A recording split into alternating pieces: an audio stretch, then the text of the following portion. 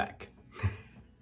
Just wanted to do one last update here. I'm now back in East Lansing. As you can see, my comfy, cozy, illness-free for the moment apartment, and I'll be spending a lot of time here over the next few weeks. I wanted to do a little bit of a recap though on what I experienced over in Washington, specifically the last day and the discussion that we had at Michigan Farm Bureau with our Michigan senators. So it was Debbie Stabenow and Gary Peters, both of whom came in and talked for a little bit to us Thursday morning before we headed out. And it was during these discussions that I got to hit the questions that I was most interested in. That's right, autonomous tractors. We can start off there. So Senator Gary Peters, when he came in, focused a lot on the technical, scientific, and economic side of policy. So he started off with a coronavirus update, basically explaining what they were looking at in the House and Senate in terms of a relief package and how it might start to affect ag. Then he started taking questions, which is where I was able to pose my question, which was a little bit more future focused. I asked how the US government could prepare for the advent of new technologies like autonomous tractors and long-range drones, and prepare legislation that's safe, yet also has opportunity for these new technologies to come in and impact the farm. What he said was actually very interesting. So he's very passionate about autonomous technology and how it can impact the farm. But also he talked a little bit about how it's going to impact everyday life and how it could impact military operations as well.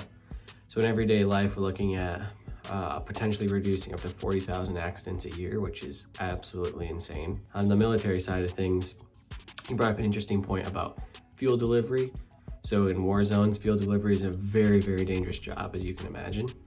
But being able to turn an operation like that autonomous could save a lot of lives. And then for ag, there's obvious benefits when it comes to having access to labor and filling positions that might not be possible to fill with a human anymore, or being able to use your skilled labor already in other parts of the farm. So I was very, very excited with his response on that. But then moving on to Senator Stabenow, she talked a lot about the more social side of things.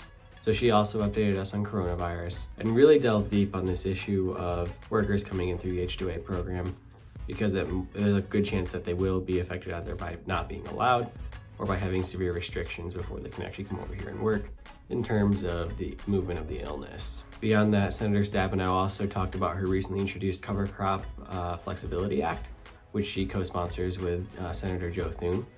Very interesting to see this one, which is a direct result of the impact of the bad planting season last year.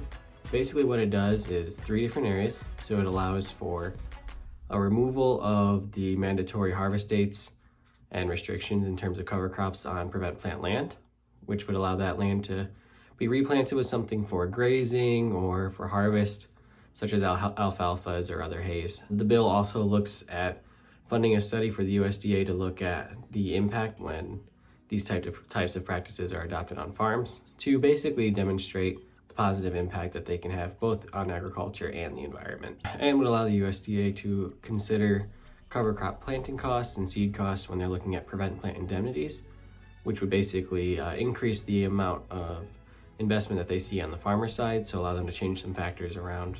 Stabenow also talked about the cherry issue, which is very important to Michigan, and how the ITC has ruled against Michigan tart cherry farmers in terms of turkey dumping cherry product on the market at really low prices that are making it impossible for those businesses to exist.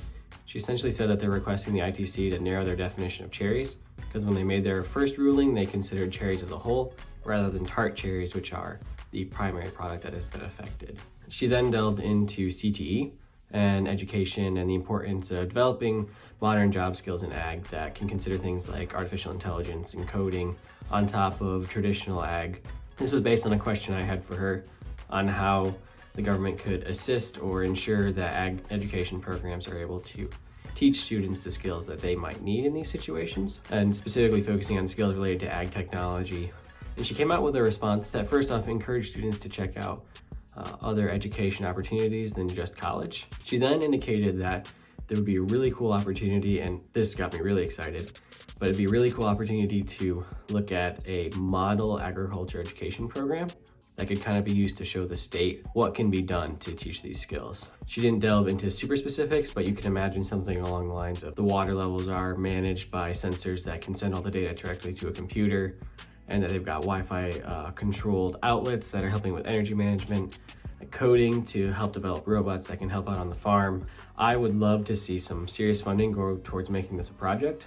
I'd be happy to help out with it, of course. It'd be a great idea, I think, and could really show students the opportunities in ag, be giving them hands-on skills with actually developing technology. I mean, there's already so many ideas. I'd love to apply some of them as well. And I'm sure that there are schools that are doing it that I don't even know about yet. Probably actually my favorite part of the entire conference was getting to hear from the senators. But one last update, we were waiting to hear from the Canadian Parliament on the USMCA deal. They're the last country between the US, Mexico, and Canada that needs to ratify the deal.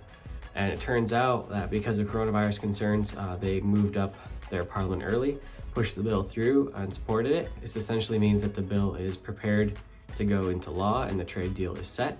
So that's very exciting news for ag, and I will update again in the future.